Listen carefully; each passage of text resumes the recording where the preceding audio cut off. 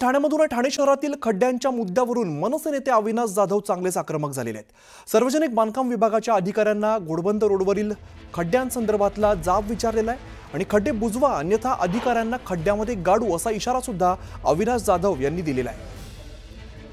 दरम्यान उपमुख्यमंत्री एकनाथ शिंदे यांच्या आदेशाला अधिकारी केराची टोपली दाखवतात असा सुद्धा आरोप केलेला आहे।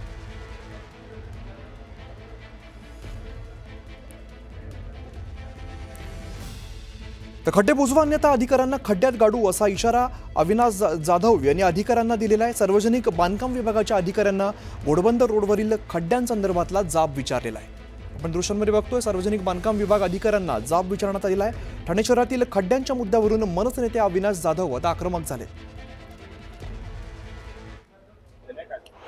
मी आज घोडबंदर रोडचा जो घाट आहे आणि रेतीबंदर घाट परिसर आहे त्या परिसरामध्ये आज प्रचंड खड्डे आहेत।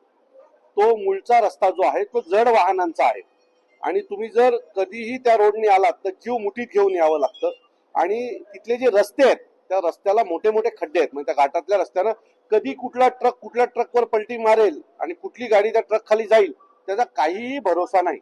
मागची 9 वर्ष मी वसई विरार पालघरचा मनसेचा जिल्हाध्यक्ष म्हणून काम पाहतो। 9 वर्षापासून त्या रस्त्याची परिस्थिती तसेच आहे।